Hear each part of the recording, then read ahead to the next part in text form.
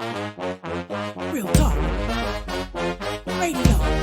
Let's go. There are times in your life when you're feeling lost and you don't know where you're going. You're feeling down, feeling underground, and you got nothing worth showing. But Dina Brown's got your cover, sis. She can show you another way. Tune in weekly to your radio, and she'll have it feeling like there's a ship. Hey, yeah. Oh, no, no. Breakthrough is almost here. No. Talk to Dr. Dina. Inside. Dr. Dina. Advice. Dr. Dina. Your life, she knows what she's doing. Dr. Dina. Inside. Dr. Dina. Advice. Dr. Dina. Your life, transform your life.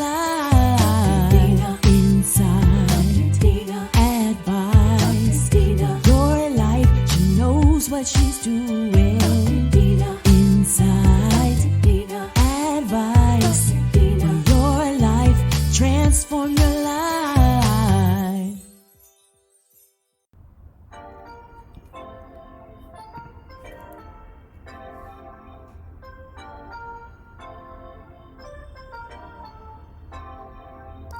Welcome to Walking Through Glass, the podcast. The podcast where you are invited to ear hustle on an intimate conversation between real women as they discuss their journey, joys, and diva hacks. I am your host, Dr. Dina C. Brown, executive coach, international best-selling author, and bold woman walking through glass every day. Walking Through Glass is about the struggle we face on our journey, which I describe as walking through glass. Our conscious conversations are all about real talk with real women that are doing their best to navigate fear, anxiety, depression, imposter syndrome, limited beliefs, negative self-talk, and other BS, belief systems. Welcome to the show. Oh my goodness, I'm so excited for this show. And when I say you're going to be in for like a super, super, super treat, I mean like a real treat. I'm just saying, you just got to stick with us. And this series that I launched, which has become like my boo, has been this Race Class Sisterhood series, because I've had some amazing conversations with some amazing women who are really sharing what they're experiencing, what they're feeling, and how they are traversing through this, what you can call it a new normal if you want to, but I want to share with you is really the beginning of a huge paradigm shift. And so I am welcoming Jennifer Kinney to the show, and I think she might go by Jen. I don't know. She'll let us know what she deserves, what she'd like to be called. But I'm going to tell you, sit back, get ready, get your pants. She's going to drop some golden nuggets. We're going to have this amazing conversation, and you will not leave this listening session the same. Welcome, Jen. Thank you. I'm excited to be here. I am excited to have you. And I was like, I can kind of share like this other long bio, but I think Jen's a lot like me. You have to experience me. Right? I mean, it's like the words doesn't do the justice of really experiencing through our words, through our dialogue and our conversation. And so I wanted to start in there, but I know they probably are like a little curious and want to know a little bit about you. So what do you want the listeners to know about you? Ooh, that's a question. What do I want the listeners to know about me? I am a person contending for a better world, and I'm passionate about justice, about humanity, about important conversations and how we engage them better, because I think that there is definitely there's something missing there in a lot of conversations today. So yeah, I'm a writer, a podcaster, a mother. I homeschool children. I have a child with complex medical needs. I'm just kind of a little bit of everything. And a massive mosaic of extraordinary things. And so when you pull all those pieces together and you get an opportunity to, like you said, experience, like you just recently, let me back this up because then people kind of can understand the connection, is that I was awakened to you based on you sharing your platform with Hannah Jones Okay. and with the sharing your mic now movement piece. Hashtag share mic now. And I started to look like, wow, what an amazing, person, what an amazing opportunity. What an authentic voice for not just change, but transformation and social justice. And I thought, I want to have her come on the show and talk about this. And so not having your full background Yeah. and there's something about the energy that's actually the essence of you that you see in the work that you've done and the digital footprint you put out there that made me realize I knew I wanted to know more.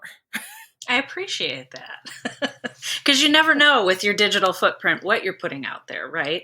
And definitely having Hannah take over the space was amazing. She is such an amazing educator and just presence and force in this world and this fight for justice and racial justice specifically. And so I was just blown away. I didn't know what to expect. I approached her and I'm like, hey, do you want to take my platform over for the day or a day? And she hopped right on it and asked if, what I wanted. I'm like, it's yours. Totally. 100%. You can go live. You can do whatever you want, as much, as little as you like. And so when I woke up the next morning and took a look at the account, I was like, whoa, we went to like a month's worth of school in one day. So that was awesome. Yeah. That is so, I'm laughing because that is so Hannah. Yeah. Oh, it was amazing. Cause I wasn't very familiar with her. More recently, she and I connected on Instagram and I was just like, I think I'd love to have Hannah on and let's see what happens here. And so that was really awesome. It was very powerful. She's very passionate and she's such an amazing creator. And Hannah and I were connected because we went to the same church, Christ our Redeemer. So Pastor Mark Whitlock, who she also moved to DC to Maryland to work with and to really elevate where she's at. And again, the work that she did at UCI, University of California, Irvine, and her other groups, and just, being that, I love how Hannah tells it. And she says, like, when you talk about people that pour into and that to lead with me is that I sit and I'm here because I rest upon everyone who's breathed life into me. Yes. And that is such a powerful space. And Hannah and I have had talks, gosh, over the last 4 years and various things. And I said, Hannah, you're going to know. You're going to know when. And she's like, I'm not quite sure. This is 4 years ago. So the Hannah you see now is just this beautiful evolution. Is that I said, you're going to know. And I said, I see certain things or I can almost kind of script and say, here's where I believe is your space. But I said, it's nothing like your awakening. And when you awaken, I said, all I want you to do is we're going to look at me, you're going to give me that. And I know that you know. And so we had that moment maybe 2 years or so ago. And she looked at me and then you start seeing lead with me. And she goes, I lead. I go, absolutely, Hannah. Finally, we got that. That's awesome. And so it's been great. But the courage that it takes for you to say, hey, here's my platform. I trust you. To do me justice. That was huge. Yeah. You said something and it's about standing on the shoulders and the reason that we are here. And for me, I have been a student of anti-racism for the last 8 years. And specifically in the last couple of years, like the only reason that I am where I am in this journey is because of the Black women in particular and men who have been educating, who have been leading this, who have been teaching, who have been tirelessly putting their talents out there and their energy out there to educate people about racial injustice, racism, liberation work. And so I feel like my platform and who I am is not it's irrelevant in a sense without all of the learning that I've done from the Black women and men in my life who have helped to educate me. So when I approached Hannah to say, hey, do you want to take over the platform? Like for me, it was not It didn't even take me a second, in a sense, to think like, yeah, absolutely. She's got 800 followers. I don't have a ton. I've got 1,800, whatever. But it's an opportunity to put her out there and give her a larger platform to teach and educate and hopefully get some people who will follow her and be impacted by her. And so this idea of like co-liberation is one that is really important to me, and that co-conspired work and teamwork. And so to me, I'm like, hey, Hannah, here it is, take it. And she's like, really? I'm like, yeah, absolutely. So yeah. Like I said, it speaks to, like I said, who you are and experiencing you. Like I can go and say, okay, let me read your bio. Mm-hmm. But hearing your words as you describe your why, to me, is even more powerful than reading through a list of the things that you've done, because it's really about the application of what you've done. And again, the narrative, part of your story of how you came to that space. And so I wanted to, just spend a little time like talking about that, because what's happening with this awakening, you've been doing this work. This was not like, oh, the last 2 weeks I'm awoke and now I want to do some work. You've been doing this type of work. So what are your thoughts about this new awakening that seems to happen, not just in America, but literally global? Ooh, that is quite a question, right? Because seriously, like 8 years ago, I had returned from China. I lived there for about 6 years. I was a new mom. I had 14-month-old twins. Facebook was just like, if you can imagine this, I hadn't really been on Facebook. I wasn't familiar with social media because the platforms in China are really locked down. And so I came back and I saw the social media platform and I started to dig in. And then I created these dinner parties called Food for Thought dinner parties, because what I saw is that people wanted to have conversations, but there was a lot of dysfunction around that, right?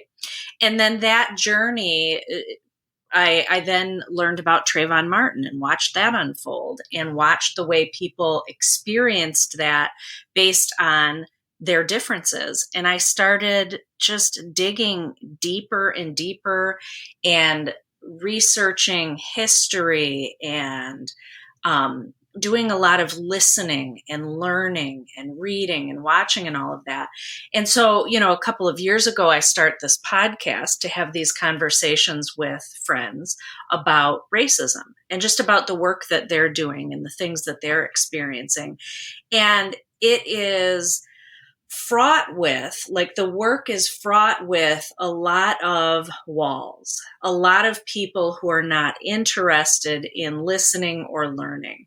When you tell somebody, oh yeah, I have this podcast that is specifically dedicated to anti-racism, like, way to, lose people really quickly. And so I've spent these years just feeling this difficulty in getting people to engage.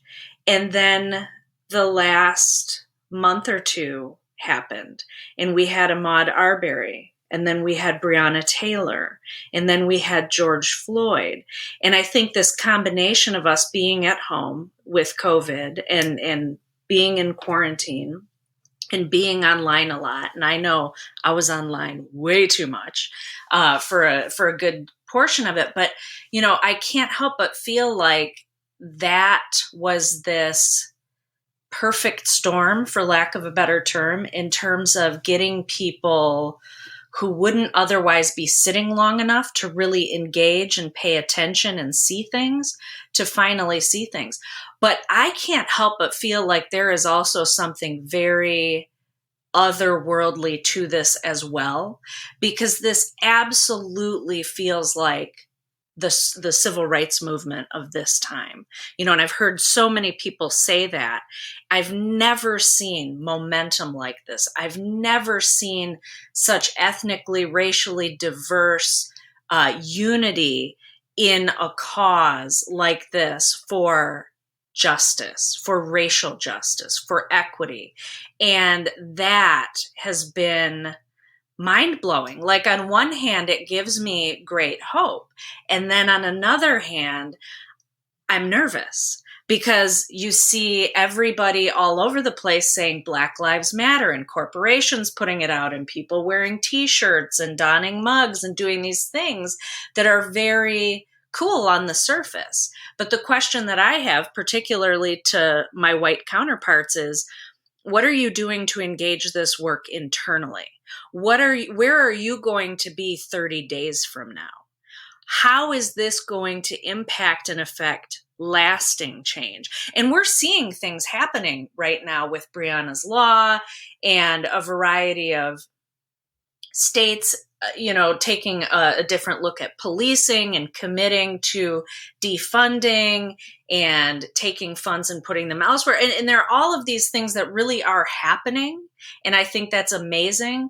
What I'm kind of sitting back and wondering, though, is how are people going to engage this work 3 weeks from now, 4 weeks from now, when everybody's back to work, people are back in their daily grind, they're not stuck at home anymore, they're not online as much. Is this just going to be like the thing of the month that people did and then forgot about? You are speaking my language, so I knew that it was absolutely, I told you, I knew. The spirit of discernment is strong within me, young Jedi. That's what I was just sharing when I was actually having another conversation last night, is that when it's like fish and relatives, after 3 days, then what? Yes. Where are you going to be? And are people reacting to assuage their own guilt? Or are they sitting in it so that they can respond and actually do something for the long game?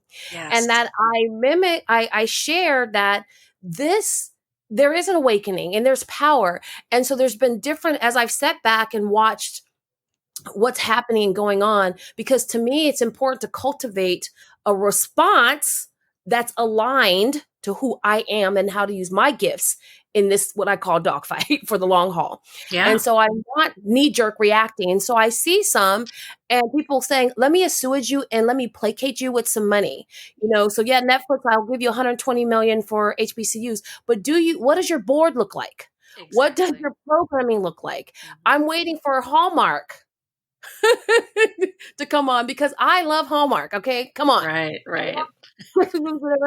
But I was sitting there the other day as this was happening, and I was processing, like I said, my own understanding and where I was going to use the power of my voice. And I said, I love Hallmark. I watch these movies, but how much also has who I thought I was or could be is tied into the subliminal subconscious connection to what I'm watching in TV, because only white people have love, because that's what Hallmark says. And even the recent shows, and if they do a movie and there has a person of color in there, or even a Black person in there, it's like, wow, there's one, Right. And so I've just kind of been sitting in that a lot, going, let's see what happens in 30 days. And so how am I going to build a sustainable construct to really lend, the voice? And so I tell people, it's a marathon. And the best things that marathoners do is that they train. Mm-hmm. And if you're going out there and you are trying to hit the pavement and you're trying to run the race, you're going to lose and blow your glycogen before you even hit mile 1 marker. Yep. And so this is a relay. And so if you think about a relay, whether it's the 4x4, 4x8, et cetera, if you are into sports, is that what they practice a lot is how to pass the baton. And so when you're sitting there, you're trying to figure out, how do I pass the baton? Because your sprinter's out first. Mm. Okay? Yeah. Your two fastest people on the relay team is at the front and at the end. And so how many of us are really in the middle holding the line? That is good. So when I think about that, and I speak in metaphors, and I like to create those pictures for people, because you have to figure out what part of the relay. And if you've ever done a marathon relay, again, you have people who might run 1 mile, 2 miles, 3 miles. You have people who are strong at the hills. And so they're placed along that marathon where you get the hilly part of the route, because that's where their strength is used. And so you have to begin to shift the way you think about what's happening, because the institution of racism was not created in one day. Amen. Systemic racism is about systems. If you know anything about systems, you're going to have to reboot, reroute, or override the system. Right. And so when you're thinking about how you're going to tap in, is that money's great. And I saw a post and I was looking for it. I didn't find it before I talked to you. And it said, okay, I'm not impressed because you've apologized. And when we're talking about apologize, we're talking about even the big ones. I'm not impressed. I'm looking at what you're going to do to dismantle the system. Kind of what you were just saying. What are you doing to get to the root? To dig up that root, because what we're doing is we're just cutting the weed so we don't see it anymore. But as we know with those horrible weeds, is that those roots are strong and they keep coming back. And so you got to keep pulling them. And do you have the fortitude? Yeah, that's the Do that. question. So I love what you were saying. I mean, it just that's the point. And I think that many people are going, I don't know what to do right now. Okay, well, sit down and be quiet somewhere and figure it out for yourself. Right. Yeah, I literally just had this conversation, a similar one, last night. And it was interesting because, just talking about, I was being interviewed by a white woman, and she is brand spanking new to this work. And her eyes are open, and she really wants to learn and she wants to do. And so we were having a bit of a get your people kind of conversation. And when she asked, like, well, what do we do? How do we get involved? I'm like, here's what we do. You get a book, you watch a movie, you watch a video, you listen to some activists and some teachers, and you sit down and zip the lip and spend that first year or two, possibly, being silent in terms of, going out and trying to create a platform and be somebody and say something. And you focus on your own internal work, because this is about a marathon. And if we don't train properly, and if we don't do that internal work, we are going to get exhausted. And it's a test, because it's not sexy. You're not putting yourself out there as anybody special who's learning these things and doing these things. And you've got this identity now rooted in the fact that you're, basically being a decent human being. And that's not fun. And there are no cookies in that, right? But I feel like that's a test as well to people. Are you really in this? What are you in this for? What is your intention in this? Because while intentions aren't the cornerstone, and good intentions lead to very bad things, the intention can be checked in terms of, am I doing this because I want to be seen as a good person? Or am I doing this because I acknowledge there is systemic injustice and racism and oppression, and I want to be part of co-liberation? Right? That is a very different place to come from. And so I love your analogy and the way you take it. I myself have never actually ran a marathon. So I don't even know all of those lovely things that I just learned from you. But it was such a great visual too, of like body parts even, right? Like everybody's different. Everybody's got a different function and focus and gifting. And if we can work together in a body sort of fashion in that way, or in this kind of relay marathon fashion, what a powerful visual. And also what a powerful movement that could become. Absolutely. I think about when you see people who take on those around the world challenges, those great races, and they work in teams. And right now, we have an opportunity to really evolve to the greatest version of ourselves. And when people come to me, they go, I have a very eclectic group dynamic, and even family, which is made of people from all over and different races. And I said, start with you. If every one of us worked on being the best version of ourselves, then exponentially using the multiplier effect, we're going to have a greater impact. Yeah. And so, because we're coming to the table as the best version of ourselves, not the broken rendering or the bastardized version because somebody told me, who I should be. And so I'm not dealing with my own ish. And so they go, well, I can't. I said, will you quit trying to convince somebody else of who they are? Worry about yourself. I think about that little girl in the car. Worry about yourself. And then you keep showing up and you keep being intentional and you keep doing what you can do aligned to your gifts. And you begin to model, because here's the spoiler alert. And I was sharing this in teaching, because I actually, again, started as a result of this, some racial literacy roundtables for leaders. And it's the first Tuesday of the month. And it's an open space for leaders to have a space to talk about, a safe space to talk about, okay, how do I do this? What do I say? How do I not say? And, because when you're in leadership, it can be very lonely at the top, but it doesn't have to be. So this racial literacy for leaders roundtable is about really providing context for leaders and also how to have the conversation and still stay, because my background, my expertise is in leadership development. And so I said, okay, great, we'll have that. But then what led to me doing some other guest spurting, or actually I call it black experting. It's been like, I said, I'm coining phrases all over the place, people, is that people are saying, I want an action plan. So they're going, I'm aware now, but what's my action plan? So again, I said, let me do a masterclass, which is on the 20th. Actually, I'm doing a masterclass on June 20th. It's coming up Saturday, to go to shift from awareness to action. But the action plan is based on you, not what you think should be happening. So depending on where you are, meaning where you are. So I said, okay, I'm going to do that. And here's the piece. As an entrepreneur and also as a small business owner, a woman in business, I realized that I didn't want to grow frustrated, that I feel like I have to put all this energy and effort and then my business suffers. So I said, my goal doesn't change to educate and help leaders develop leadership plans, but my plan can shift to saying what I'm offering right now because it's timely. And so I shifted that and kind of built that in. And I said, okay, now my mom, I'm having a conversation with her. And she's saying, I don't understand because I don't even know our history. I don't know it like you know it, and I don't know the context. So I said, okay, I'm going to offer another free series because I'm a teacher, I'm an educator. And it's going to be context for conversation, context for clarity, and then context for consciousness. And I'm going to do a 3-part series, which will be complimentary. I'm putting it together now because people don't know what to say and they don't have any framing to even start a conversation.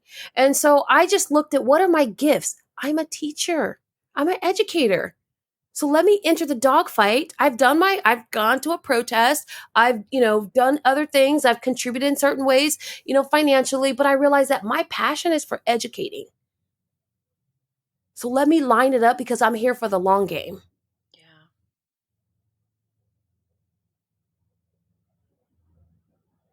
I love the context for conversations because I feel like that is something that is missing for so many people. It's like, for me, the history that I learned was so whitewashed and so incomplete. And even at the time that I was learning it, I knew like the winners, quote unquote, write the history.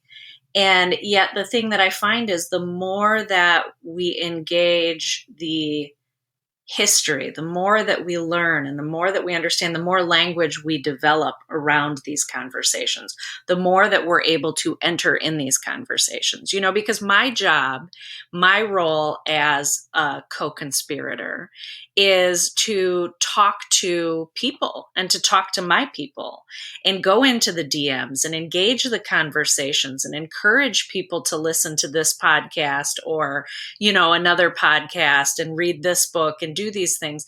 But it helps so much to have an understanding of why we are where we are, what the constructs of race are, why they were created. I mean, all of those things just add such body for us to be able to engage these conversations more competently. So I love that you are creating that. That sounds amazing. And this is my my happy place, because I taught American Negro slavery. I taught Reconstruction. I talked about the new Jim Crow. I taught this. So I have actually an awareness and a knowledge base that is rooted in, I can tell you in 1639, 1640, when the terrible transformation, that's the period that it's called that. And people go, why? It's called the terrible transformation because at that point it became embedded. And again, in our policies, when I say I'm talking about American policy, that again, a Negro meant to be enslaved. So you had indentured servants before. Usually you serve your indentured servitude and you were set free after you served your time and you paid your debt. But in the one case of John Plum, and if you look at the original documents, I like to teach original documents. Yeah. Not hearsay. Is that you see this person of Irish descent, you're going to do your 3 years and you're free. This person, you're going to do your time. And it says when it comes to John Plum, a Negro, you will serve the rest of your natural born life. Mm-hmm. Yeah. And that That's was, yeah.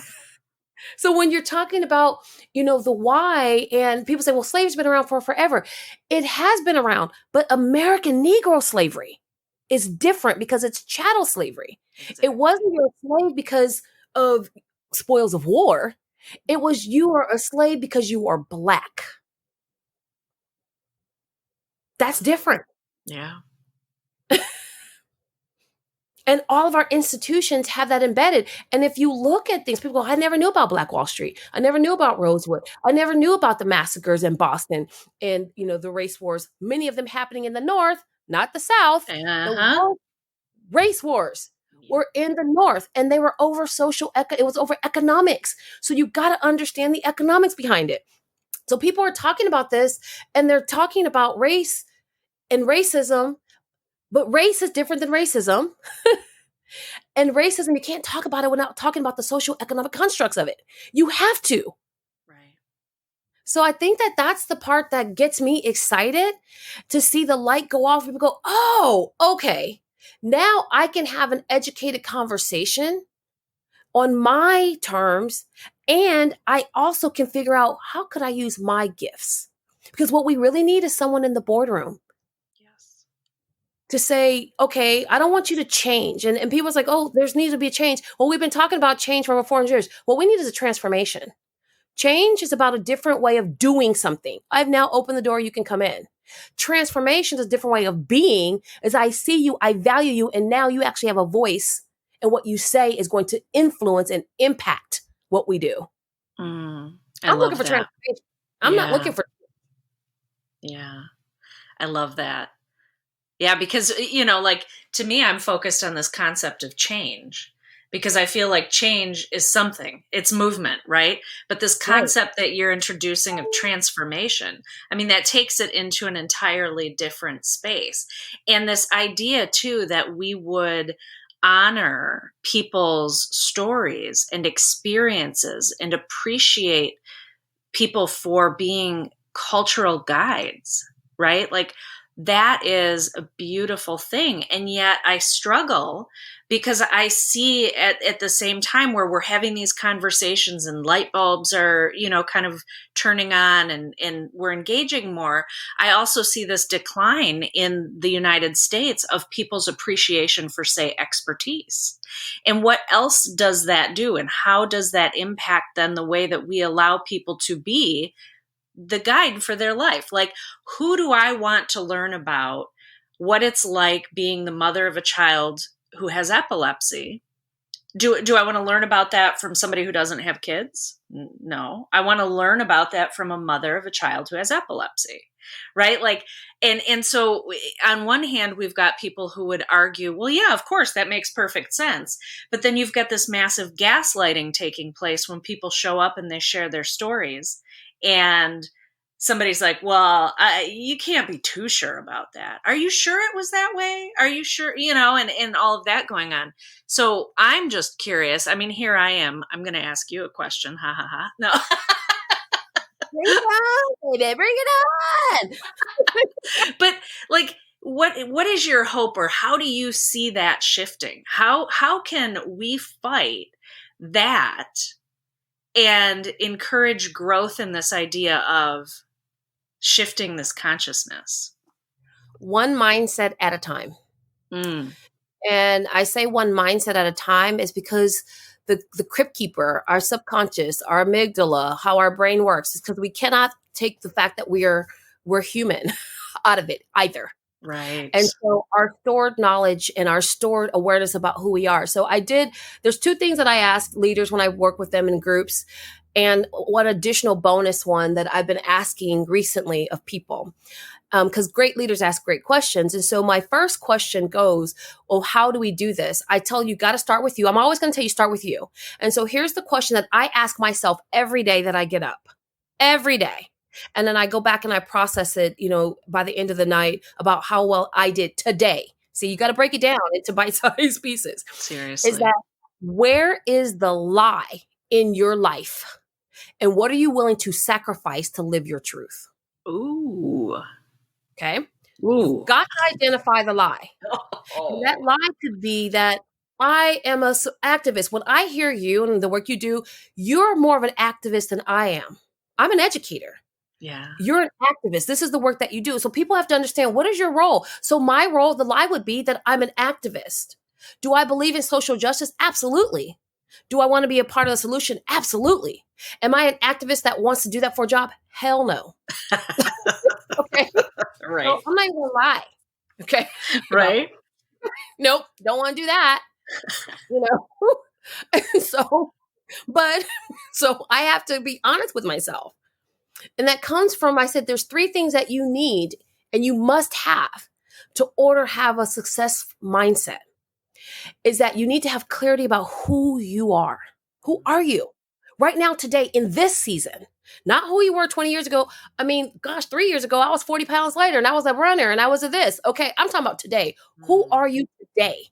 What is your I am story of today? That's the clarity you need. Because once you're clear there, this is part of my C3 blueprint for success mindset, is that, and the 3 is actually an exponent of 3, is 9 C's. So I'm always about the multiplier effect. And so you've got to have clarity. Once you're clear, it allows you to be confident. So when Jenny comes to me, you're like, well, let me question you. Okay, boo, I'm ready for you because I know who I am. Right. I know who I am. You're not going to define me. I know who I am because I'm clear about that. I've done the work. Okay. And now I can now show up consistently. So I have clarity, I have confidence, and I have consistency now.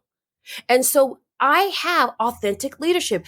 I have integrity. People are going to see me for who I am, and they're going to trust and believe me. Because what I've shown them is that just because you said I should be doing X, I told you I'm not looking for X, honey. I'm actually over here with N. Yeah. I'm the solution. And this is the solution that I'm going to offer because I'm clear about what my gifts are. Thank you. Yeah. So that's what that C3, that's the what. How do we get to that is what my clients ask me a lot. How do I get to that? And that's what I call, which another piece of my program is called the shift factor. I've been talking about shift for years. So right now everybody sounds like, hey, brand alignment. But the shift is actually an acronym. So the S starts with self-awareness. Okay. Who are you? Who are you? And that self-awareness, how long it takes for you to get that solid, how long it takes. And it's always ongoing because once you're self-aware about who you are today, what are your strengths and where are your opportunities for growth, it allows you now to move to the H. And that's where humility comes in and being humble. Humble doesn't mean less than, it means empowered by. Empowered by knowing I don't have all the answers. I don't need to have all the answers because I'm equipped with a circle and a connection to someone who probably does. And I need to humble myself, get over myself. Don't let my ego get in the way of my excellence. And I need to reach out and say, okay, here's what I don't know. And here's where I need help. And to me, that's a sign of strength and empowerment. But you got to be self-aware and know where you are and who you are to know where you need to kind of buffer and strengthen and scaffold you. Okay. And now that you are self-aware and you're humble enough to know that you might need some supports. Okay. Think about a tomato plant, right? The bigger you get, those heavy tomatoes come, you got to put those little scaffolds around it. And with that, there's a sense of intentionality, which is the I. Now you can be intentional about what you're going to do. And that intentionality is aligned to who you know that you are. And that intentionality allows you to focus and really begin to focus and have focus over fear. And when you're making decisions, you're making it because you're focused, not because you are afraid. And that piece allows you again, we move to the T, to be tenacious. And tenacity is really a part of being unstoppable. And unstoppable doesn't mean being comfortable, being uncomfortable. That a thong is uncomfortable when you wear it anyway. Okay. Unstoppable means that it doesn't look like I thought it would and everything is falling around me, but I'm going to keep moving anyway. Yeah. And by moving, even if I move a micro inch in the direction forward, I'm still moving. So that's what the shift factor is all about. That's the how. And people right now, and going back to your initial question you asked me, one mindset at a time, is that people often know the what. They get stuck on the how. Yeah, that is so true. They get stuck on the how. And so what they do, they're overwhelmed and they give up. And then that guilt adds another layer to their subconscious. And so mindfully, they've been speaking to themselves that I'm a failure. I don't have a part. I don't have a voice. And they tell themselves that, whether verbally or subconsciously, because they got stuck on the how instead of thinking about that shift in the H going, oh, I don't have to do this by myself. So what are you willing to sacrifice to live your truth? And so that's part of that. And then the second bonus question, you're like, damn, there's more? Yeah. I love it. The second part of this is I then asked the question because I was sitting in my reflective point, and like I said, we're all going through this. We're all in the midst of shift, okay? It's cataclysmic for us all. And so I had a lot of just feedback and reverb, I'll call it, noise about, but I'm not a racist. You don't have to be a racist. You can mute yourself without intention. You can opt out. And so therefore you're not opting to be part of the solution. So people will say, I'm not a racist, so this doesn't apply to me. Well, Right. Okay. So people sit there. So here's the thing. They don't realize that part of that is also part of the privilege in which people who are part of the change speak to. And so I did ask the next question. I said, what if your truth is a lie? And I had a conversation with actually, client. She goes, well, but isn't it's your truth? So it has to be true. No. Because what if you've been telling yourself? Because again, what we say and speak to ourselves becomes our truth. But what if it's based on lies? But we never want to do the work to really get to our true, authentic self. Yeah. And I think that's what people are dealing with right now. So that's why I say one mindset at a time. And that's why when people kind of opt in to go, oh my goodness, you really go in. I said, I go in because you have to go in to lead out. Right. I don't want your messed up viewpoints out there on the front line with me. Right. Oh, but aren't there many? Yes. So get yourself together, boo. And then we can come and do this together. We are a relay. I want the strongest members on the team. And if you need to go heal, if you need to go do some work, if you need to go through therapy, if you need to go through whatever kind of rehab, do it. Yeah. And then meet me at whatever part of the race where you're ready to tap in. That's so good. I've got nothing for you. I'm just speechless. I'm like, all right, I'm taking notes. I was like, Jen got me up here getting all excited this morning. I didn't know what this conversation was going to be. Like I said, I know how we were going to start. Yeah. I didn't know what was going to happen in the middle, but I'm so glad you asked the question, because when I say about how do I use my voice and my gift, this is it. Yeah. You see that? So me getting tired and walking 5 miles, which I did, or was plus down Hollywood Boulevard, was great. And it gave me a certain energy, but I knew that that's not how I want to show up every weekend. Right. I knew that that wasn't the best use of my gift in this dogfight. Right. And that is the challenge, because in this work and in this fight, it's never ending. It feels never ending. And it's this constant just fighting. And that's where I think, like, for me, I have learned the importance of, one, like you said, focusing on who am I? What is my gift? And how am I to show up within that space? But also, how do I take care of myself? How do I rest? How do I not get caught up in this never-ending cycle of I've got to constantly be going, constantly be doing, constantly be working, and having that just anxiety? That has been challenging over the last 3 to 4 weeks for me. It's been hard to turn things off. It's been hard to sometimes shut down, and it's not that I ever want to disengage, but sort of, right? So yeah, that has been a learning process for me over this last month or so, is just seeing like where my weaknesses are, where my triggers are, how I can get caught up and Yeah, and just get exhausted. Right. And that's the tension of growth. That's what it's really called. The space is that tension of growth, is that if we're just throwing money at it, and like I said, I'll take your money. And like they'll hear the episode from that I recorded yesterday with another amazing sister. But I said, when people go, okay, what can I do for you? You want to go wash my car? It needs detailing. Do you Yeah. want to go clean the tire? Okay, if you really want to become that martyr, do you want to become my Instacart rep? What? Because when I hear that, that's kind of like what I feel like. Oh, do you want to go and unpack these boxes from my move? Do you want to paint my house? Like I don't know. If you're asking me what I need you to do, I got some shit around my house I need you to do. I'm liking this idea, though. I'm sitting here going, no, that's not a bad idea. Right? And if I said that, and I say that out of jest, but really to provide clarity for people, because I want them to understand the context in which they're framing it. They need to sit back and think a little bit about what they're asking. Mm-hmm. And I say that intentionally. And I said I do that because I want you to really think before you speak out. Because if you're asking me this, are you prepared for the answer? Yes. And so that's really a testament to where you are as far as your awareness and how you want to show up. So stop telling people, what should I do? What do I want to do? Sit in it, get clear about that so you can be confident and consistent and say, here's how I want to offer my support.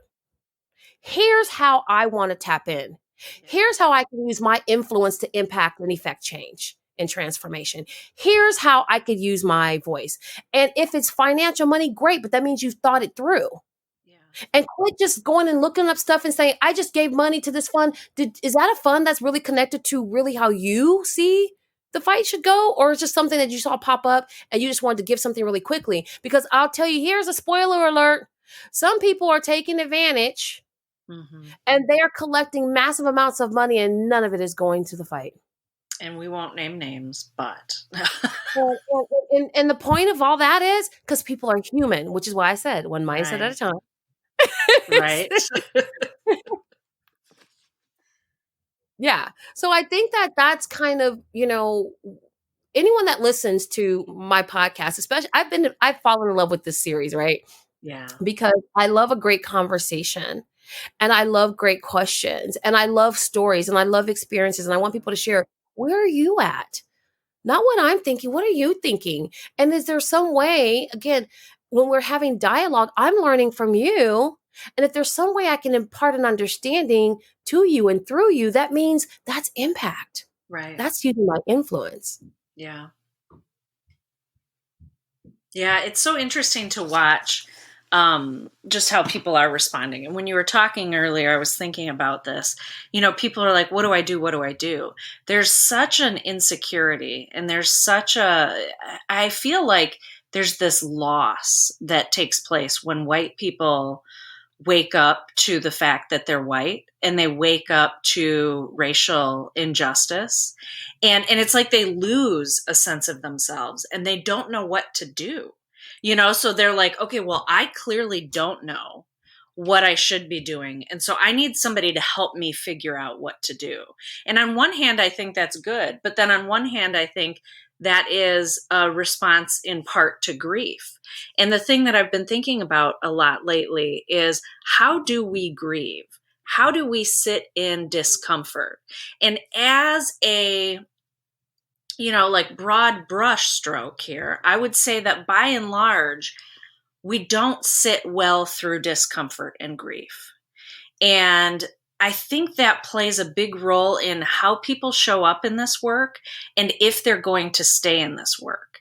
Because if you don't get comfortable with the fact that you are going to be sitting in an amount of grief, and if you don't get comfortable with lamentation, it might not be work that you're going to stick with, because at some point it's going to get so painful and so difficult and so hard to sit in. If you don't have that understanding and that framework, you're just going to ghost it. You're out, So that's been really interesting as well, just kind of thinking through that and trying to figure out how to engage people and prepare them in a sense for that and for the need to be able to sit in discomfort. So that's just been something that I've been thinking I, about a I lot love lately. that. I love that. And we talk about cycles, and we talk about growth cycles, and we talk about, during this part, you will get fatigued. You will get fatigued. So it's important. And I was sharing this in a couple of different conversations, and even in my Facebook community, the Leadership Collective. And I said, sometimes it feels like I felt guilty in the beginning for being happy. Like my son just graduated from Yes. high school. I'm Yes. in the middle of a launch. I'm working on Future Hercast, which is my very first virtual summit, and pulling it together after some other things. And it's just coming together so beautifully. And I'm so excited about the things that I'm working on. I'm in the midst of one of my creative, just a sense of creative overflow for myself and my clients, and things that I want to celebrate. And I said, I had to also deal with my own self and say, you can be happy. No one says you have to be happy. And you don't have to be on all the time. And you don't have to be, again, the black spirit all the time. And you don't have to be, you know, just engaged constantly, because there's trauma associated with it. Yes. And as a black woman, and then also, and like I said, I'm 100% transparent. It was also a little bit of that. There was a Breonna Taylor before there was a George Floyd. There was a sign Exactly. of, like, so Black women's lives matter. Yes. So I'm feeling this as a Black woman, a Black mother, Mm. and then a Black citizen. You know, so, but the Black woman in me almost felt that once again, I have to suppress what I'm working on to deal with the overarching. And I thought, once again, I'm being penalized for being Black. Mm. I love this concept, though, of joy as an act of resistance. And so my podcast that I started a couple of years ago, it's called Speaking of Racism. And in the latter part of 2019, I asked a friend of mine who is an anti-racism activist and Black woman if she would come on as a co-host. And she agreed to do that. And very quickly, we sort of assessed things. And she said, what do you think about me coming on and actually taking on ownership of the platform? Because for me as a white woman, it was never appropriate. And I was never going to monetize the platform or make it about me. So I immediately was like, yes, that's amazing. And so Tina, as of January of 2020, became the owner and co-host of the platform. And we had never actually met in person, but we planned a trip and we met in California in the end of January. And it was an experience of just the most amazing joy and connection. And she and I were really like surprised by it and also very impacted by it. And it's really impacted the way that we view the work, the way that we show up. We actually, have this thing where we always ask, like, what's your joy moment? And discuss this concept of what does it look like to practice joy as a radical act of resistance. And so, I just absolutely affirm that. And, like that has been such a gift to me. Because particularly as a white woman, in the beginning, I'm like, is joy for me? Is this really meant for me? Why am I experiencing joy in this work? And is that okay? And I really wrestled with that for quite some time. And in the beginning, my answer was like, no, joy is not for me. And I was wrong. And I have learned. But it's such a powerful thing to grasp this idea that rest and joy is resistance. And here's the beauty of everything that you said that I love, is that all of us thrive off of micro wins. Mm, Why do we want to keep doing something that's painful if there was no joy in it? Why would we want to stay on the, if it didn't make us feel good and we couldn't celebrate our successes? So I had to kind of go back and say, okay, no, I love doing, like I said, I love these conversations. I love the new sense of awareness through the dialogue that is created. I love the fact that once again, I've unmuted myself and based on some my own experiences as an educator and a school leader who face quite a bit of discrimination and racist actions, I went quiet. I buried in a hole, but I realized I wasn't buried in a hole. I was in a chrysalis phase for the last 4 years. So people's like, "Oh my God, I'm seeing you speaking." I said, "Do you realize that I was made for this?" I've been like, "Babe, this is my sweet spot." But I've been so quiet because I was working on my own healing and I had to go through and deal with some of my own ish. And then I realized that this actually feels good for me. And it's back to the space in where I was called to be, in the manner in how I was called to serve.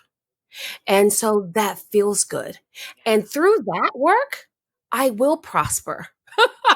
I will make money. I will grow my business. I will grow my platform. I will, elevate my voice, not because I'm thinking about the profit first, but it's aligned to my purpose. Yes. And through my purpose, I've been designed to profit because that's how, I'm a woman of faith. That's how it flows. And so first thought, oh no, I can't. Well, that's why the opportunities weren't presenting itself. I didn't start speaking. I didn't start my podcast, like you said, ever to monetize, whatever else. It was like, I want to hear and collect women's stories because the Lead Her Shift movement is about shifting the way women think about who they are as wives and mothers and sisters, etc., and how they learn, experience, apply, and develop how they lead. Because it's through their own individual narrative and growth that they're going to exponentially impact others, and it's teaching them to serve from their overflow. That's my platform. That is so And good. so, I love it. I'm loving Jen. I'm like, oh my God, Jen's, I'm like, oh my God, Jen, I need to have her on all the time because this is what feels good to me, Yeah. This is what I want to do, but I also, I give myself, I write, I feel like instead of writing detention slips, like when I was a principal, I give myself hall passes. I give myself mental peace passes. I give myself self-care passes, and I do it intentionally. And I said, today you will not. So even if someone wants to get, today's not today, I'm going to have time tomorrow. I'll go ahead and deal with that tomorrow. But today it's not. Today it's about me literally just being joyful about being in my moment. Yeah.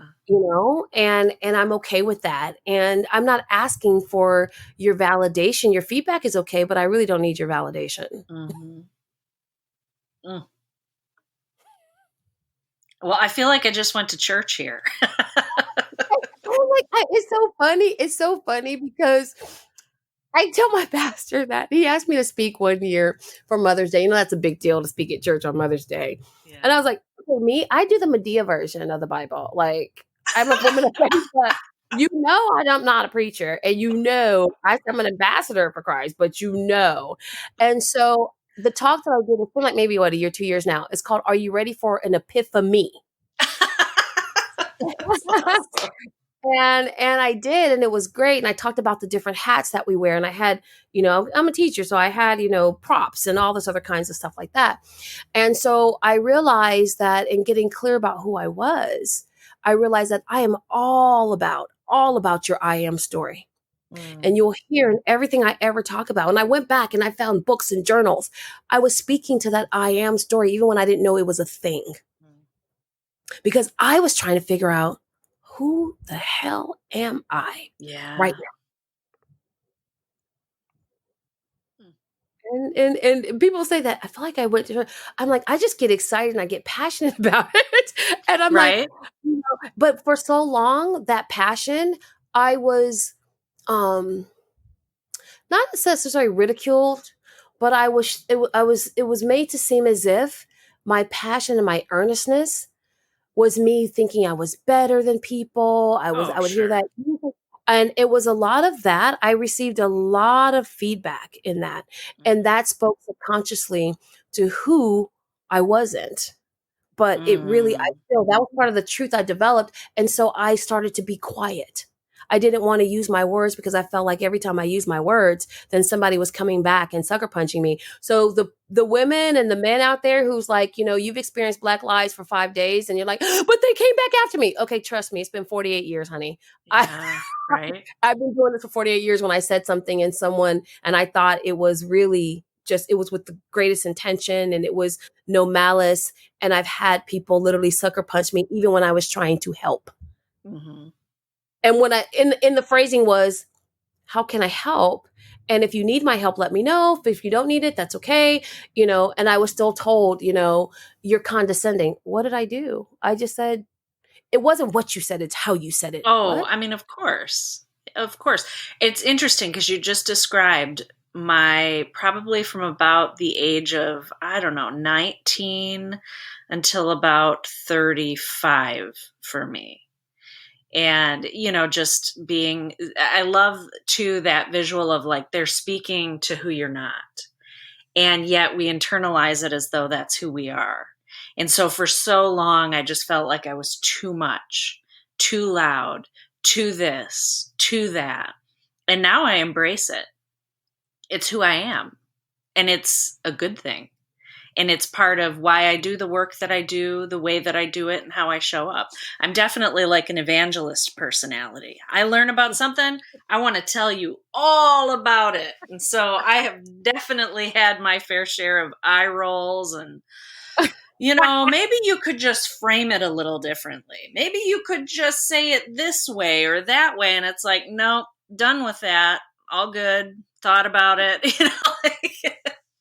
Yes, I learned to apologize and I have to do that, but it's like I said, it was so refreshing, but I started to call people on it.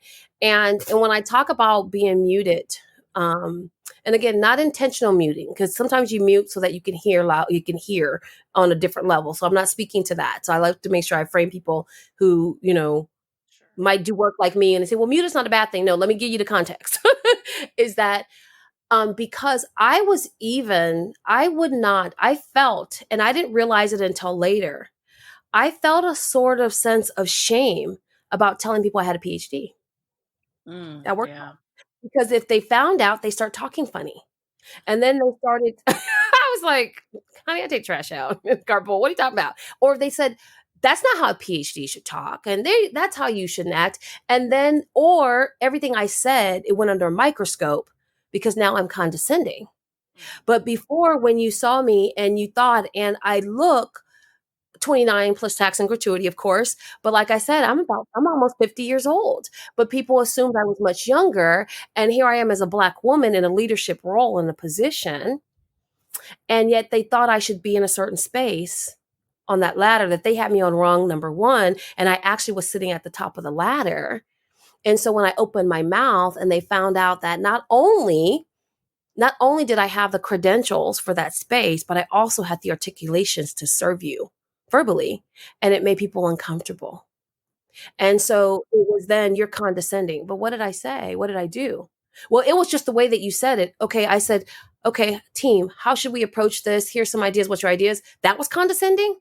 It's just the way that you do. What did can you please tell me? Because if it's something that I need to correct, then I'm going to course correct. If it's not, we're going to agree to disagree. Right. And see, you're confrontational. What? I'm asking you what's making you uncomfortable and how. See, that's why I don't want to say anything, because you're just so combative. I'm combative to ask you if I've made you uncomfortable. Could you help give me some guidance so that I can not repeat whatever? So I got tired of that, to be honest with you. Yeah, absolutely. And it was like, you know what? I just can't, because I then begin to be triggered. And again, I can be a petty Patty too, because then you don't get Dina, you get Dr. Brown. And I know the power of words. I know, because I'm a neurolinguistic practitioner, I know how to string the right words together to make you feel like a grain of salt underneath somebody's toe. And I felt that I was turning, and I was, again, no one made me. I made a choice to begin to use my impact and my influence not aligned to what my calling was. And I didn't like it. And so when, again, that's the lie. When I say, where's the lie? I ask myself all the time, where's the lie? What are you doing that's not aligned to who you are? Get it together, girl. You got things to do. And so I do a lot of that work with myself. And I start to say, I'm not mean. I'm not selfish. I know how to be mean. I'm Ruby Louise's daughter. Oh, you taught us lots of tricks. You know what I mean? It's trust. There's 9 of us. I'm number 7. Woo! I know. Trust me. I tell people I've been through some things, and I thank God I don't look like what I've been through.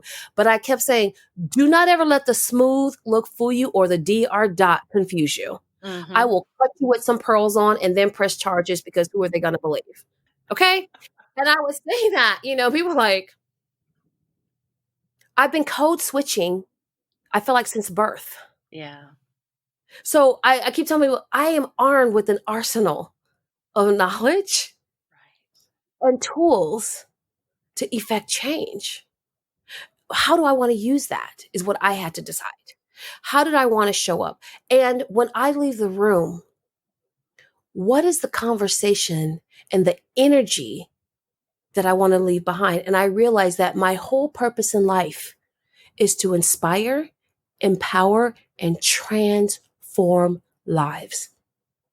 How I do it will change and shift over the course of my journey.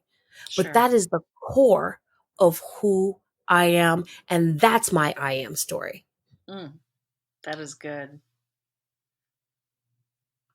Jenny, I'll be over here preaching this stuff. Let me stop. We can go on all right. So we've, and you are welcome back any time. You've got the way to look, just book yourself in.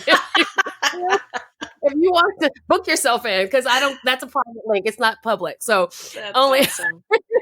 is that in that. But I know that we've covered a lot. We've talked about a lot, and I'm sitting, and I know when I finish, I'm going to sit into and process the conversation and some aha moments, because it's through these conversations that I also get a greater understanding of who I am too. Yeah. So thank you. Thank you so much for that. Yeah. And what do you want to say to those who are saying, I need to, but where do I start? What advice and what is helpful for you? Yeah, I would say, kind of back to the basics. Focus on your internal work.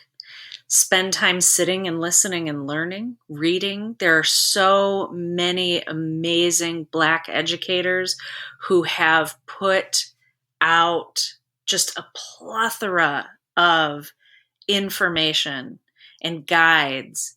And in doing that and knowing that this is, like you said, this is a marathon. This is not a race. And if we approach this in a consumerist fashion and we want to, or we place expectations on where this will go and by what time this will be solved, we're missing the mark, right? 400 years or more of history is not going to be undone in 3 days of your awareness. And I don't say that to be mean, or smarmy or whatever, but just to say, you've got to be realistic about this. This takes time. And if we want to impact this world and change these systems and dismantle these systems and structures, it is going to require all hands on deck and absolutely serious internal work and understanding. So take your time, give yourself grace, give yourself some rest, listen to Black voices. And that's what I would say.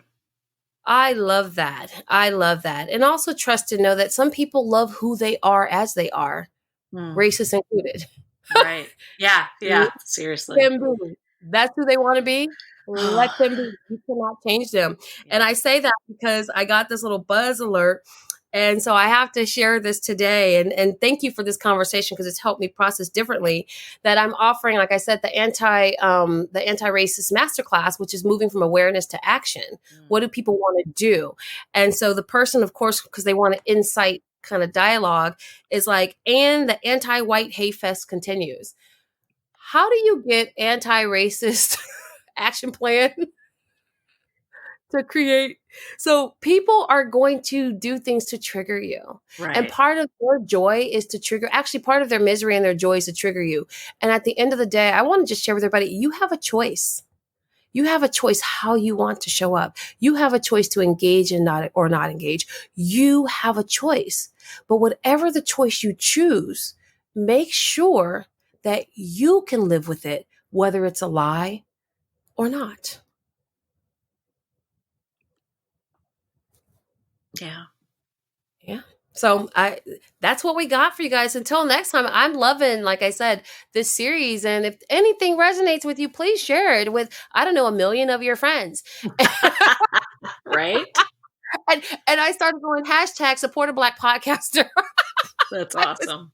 It's been funny, but it's been a pleasure and a joy. And I look forward to additional conversations. And like I said, everybody out there, just remember, just really worry about you and figure out what you need to do and then act accordingly. And even if it's a micro step, it's still it's still a step in the direction that you need to take on your journey. And like I said, I'm here. Tune in. Catch you next time. Bye.